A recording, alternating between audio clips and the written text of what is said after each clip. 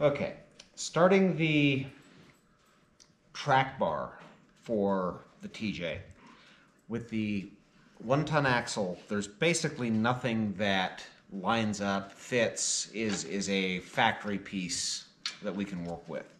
So what we have here is a kit from Rough Stuff Specialties that allows us to make our own track bar. Consists of a couple of Heims, a couple of weld-in bungs, misalignment spacers. and misalignment spacers. So when this all gets together, all fits together, it's a DIY cut to length custom track bar. So for our purposes, the first thing we got to do is sort out our kit,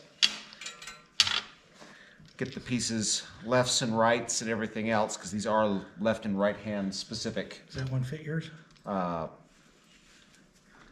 And then start working on putting our stuff together. Doesn't seem to be fitting. And they are side specific, so hey, look at that. Funny how that works just so much better. There we go. So then the next thing is to put these together, put one end into the tube, just like that, and then weld it up. Although you do want to take this guy out before you weld. No Heims in the bungs at the time of welding, right? Bung. So I think what we're going to do is we'll weld the first one in, we'll do some mock-up, figure out where the other one needs to be, cut it, double check it. Well, we'll measure it. No, yeah, measure once, cut twice. Exactly. Yeah. So we've beveled the 1/4-inch tube here from Rough Stuff. We've put the bung in the end. It's now time to weld the first bung in place. This is just going to be a cover pass across the bevel and around as we go. My trusty helper here is going to rotate the tube. Darth helmet. Which makes this whole proposition a whole lot easier than trying to do it on the bench. So basically just an arc and away we go.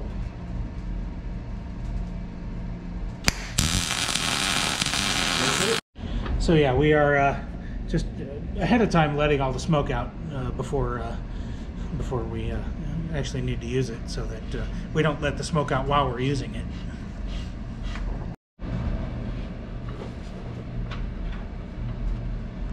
And of course we started with the left-hand bolt, so everything just feels wrong. I think we managed to Sometimes you just have to do it backwards. I think we managed to do it without buggering up any threads. Nice. And that's probably still hot, so. So yeah, let's not leave it there. Well, no, it's fine. Yeah, there's a plastic piece in the nylon piece in the Heim. Yeah.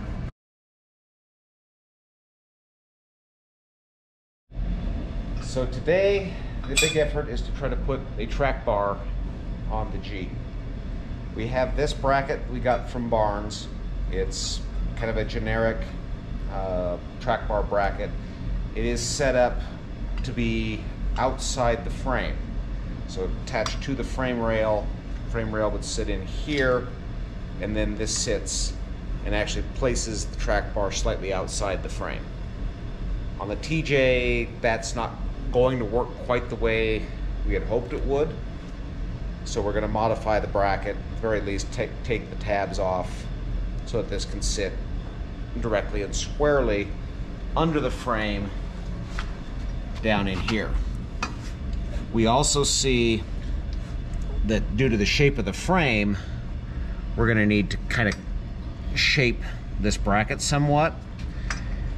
We also know that this is going to have to sit inside the bracket for the sway bar with enough, space inside there to actually have a little bit of clearance as things move up and down and everything else. So this is going to be a lot of sort of trial and error and fitting as we go. One thing that has turned out really nice is our drag link here is very, very close to flat at ride height, which is pretty much ideal. We are seeing, however, that our track bar is going to want to be a little bit lower in this existing bracket.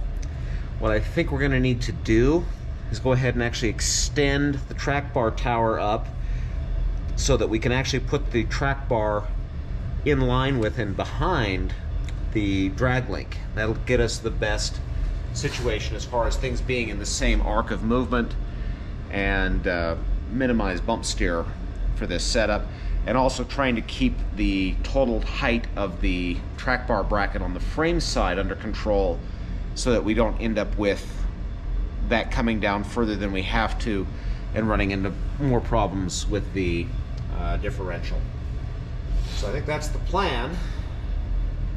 Now it's just time to go and deal with the fabrication.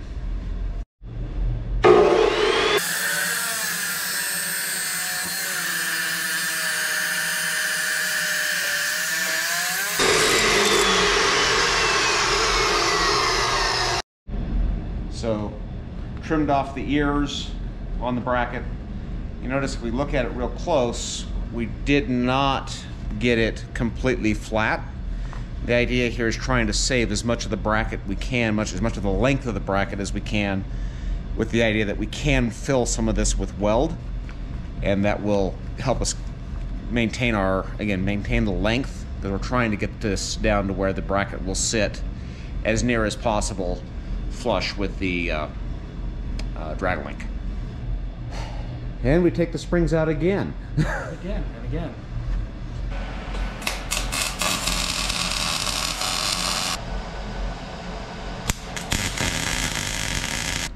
So we've got drag link, our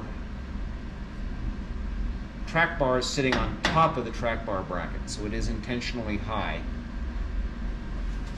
We're expecting it to be this bolt here, which to my eye is at about the center line of our track bar, or our tie rod coming drag in. Link. Drag link, yes. This bolt is at the center line of our drag link coming in. I think this one may be just a hair below the center line of the drag link, but this will also come down just a little bit when this is tightened up. So there, And the axle will go up. and the axle will go, yeah. And the fact of the matter is, yeah, at ride height, the axle is going to come up a little bit, which is going to cause this to come up with respect, because we are still about 3 inches below ride height on this. So I think this is going to be pretty close to being in parallel with our drag link when this is all said and done.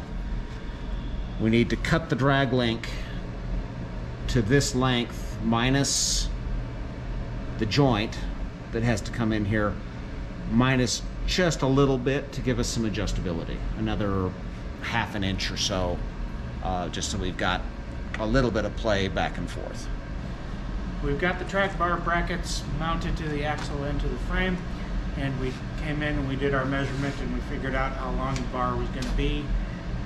We measured and gave a little bit of allowance for adjustability to make it a little shorter if we needed to, but yeah, we cut it on the chop saw to get a nice straight cut, and we are about to weld the second bung in. You go ahead and start rotating smoothly, and then I will jump in, because that will give me a better idea of what the read screw is. Yeah, so when they say cut to fit, they mean cut to fit.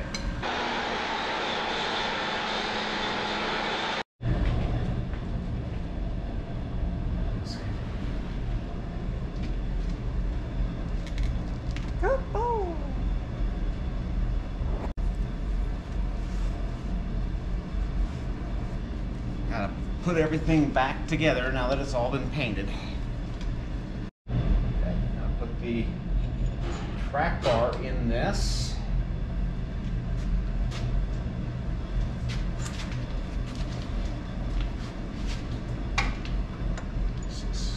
goes up in here.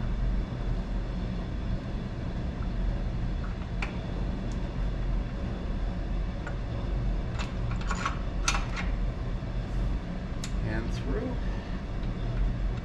A few different ways we can approach this. This is actually on-car adjustable, so you can turn it and it will move it in and out as the case needs to be to center your axle. So the need to get this really accurately centered right now is not very big, because we'll just come in with a wrench and tighten it up and fine tune it when we're done. We've got it all the way short now with both ends. So just hold this end in place and rotate it out like a turnbuckle until it gives me the length that I need to be able to drop this down into place.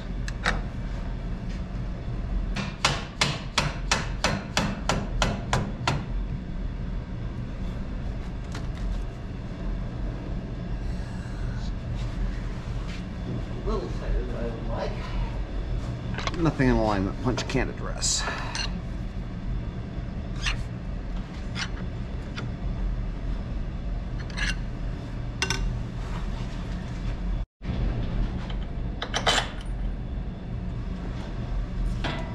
Just a little bit tight.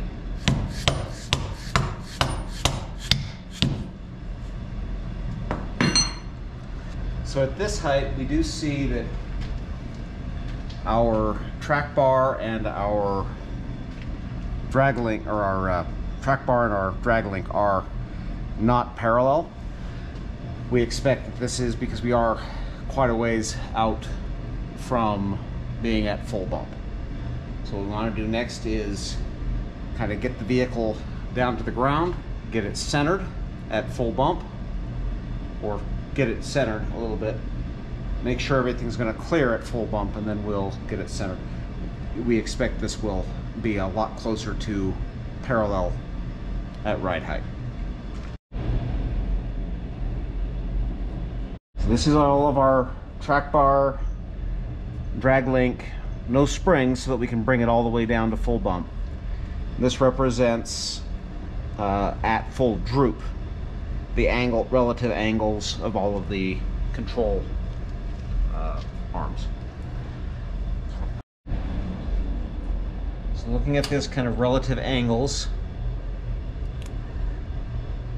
we'll call that 0. That's the angle of our track bar, or our drag link rather. And that is the angle of our track bar at 4.4 degrees out. We want these to be as near to, as we can to be 0 to each other at ride height. Now we're going to bring it down. Okay, so looking at this from the standpoint of where are we at with respect to our system. We're sitting at what is going to be pretty close to actual ride height, zeroed on our drag link. We come back here to look at our track bar. We're 0.4 of a degree out from being parallel. That's pretty close to ideal. Looking down the bars, you can see there's a nice gap between them all the way down, and we're in pretty good shape as far as things clearing as it comes up. So on this side, between our new track bar bracket and the other, we've got just a little bit of space. Again, this may change a little bit as we are adjusting the center of the axle, but again, looking very good in terms of taking advantage of the space that we have. Okay, we've got our springs back in. We've got all of the steering pieces in place. So actually what could potentially be a drivable front suspension. So starting to look at the other pieces that we've got, we do have a new problem that we've identified with our sway bar. And unfortunately, the bracket that the sway bar end link wants to connect to is back here behind the drag link. Unfortunately, from this side, it definitely can't get there.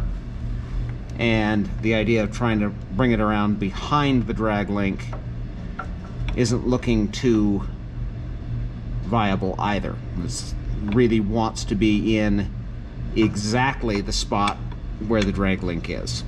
So we will need to solve that at another juncture. Happily, this is an off-road vehicle, and we'll spend most of its time with the sway bar disconnected anyway.